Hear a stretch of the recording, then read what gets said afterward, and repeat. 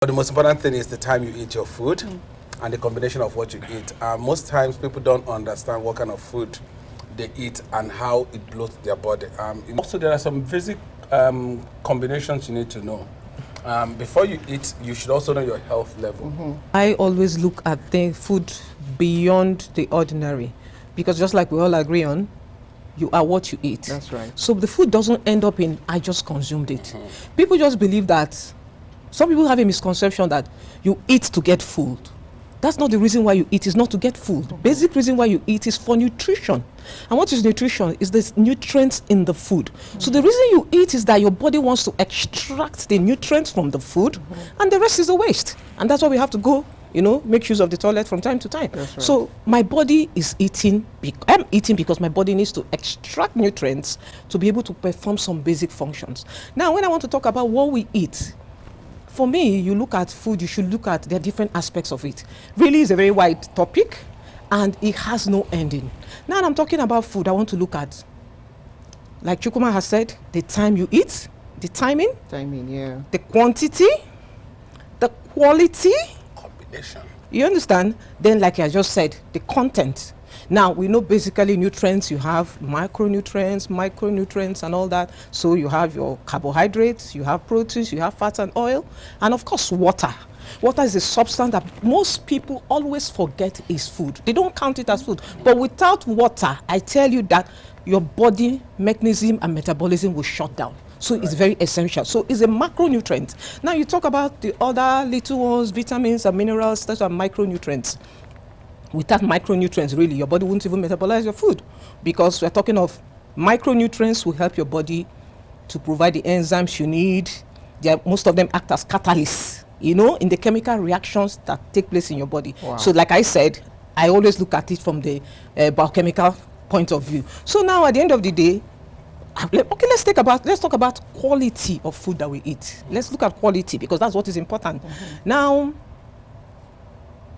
because of maybe over the years, food shortage as it were, agriculture, Nigeria, everybody is boosting agriculture.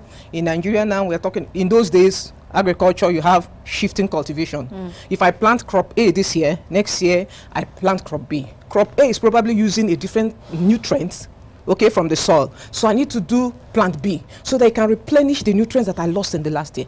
But now we don't have crop rotation. What do we have? Fertilizers, pesticides, all those kind of things are chemicals going into our food. Now, let me give you a typical case. I went to the market one day, I bought garden egg. Typical garden egg that just like this one on this table. It happened to me recently. I left it in the car. I bought like 2 bags, left it in the car, took some upstairs to my office. Believe you me, when I came back later in the evening, my garden egg was brown. It had changed color. What is responsible for that? A lot of chemicals, pesticides and fertilizers. Yes. Now, even fertilizers are of different types. Usually what you have, which is cheaper, is what we call NPK fertilizers. Nitrogen, phosphorus, and potassium. But really, the good quality fertilizer should actually comprise of 5 chemicals or 5 minerals. You should actually have chlorine, you should have potassium, you should have, nitrogen and all that. But then you find out that because it is cheaper to make NPK fertilizer, that's what you have. So we take in a lot of toxic things. Talking of quality of food, let's also look at, let's look at storage. How many times do we now buy fresh food and eat it fresh? Now, there's a difference between fresh and processed food. When I'm talking of fresh food, I eat it fresh. It is live. That's what we call live food. So it contains the natural enzymes.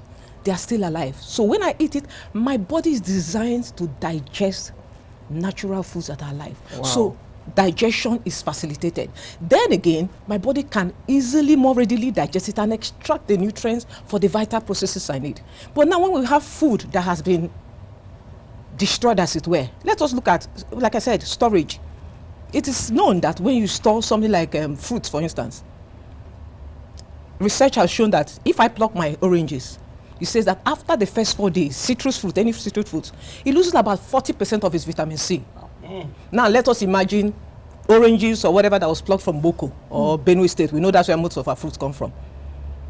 The farmer that plucked it, how many days did he stay in the farm? Yeah, okay. The transportation, How many days did it take for you to go from probably Benue to Lagos. Abuja to Lagos to Port Harcourt to wherever? We're looking at 2 weeks. You will also bear with me witness that the oranges used to eat many days years back. They could stay days and they don't get spoiled. Today, buy an orange and keep it on your table. Put it even in the fridge. It gets bad. It's not the same. That's A right. lot of chemicals in the food. So it doesn't stop there. We should know that these chemicals, we're ingesting them. So All what right. is the impact of this in our body? Those are the things we should be looking at. Right. Talking of quality.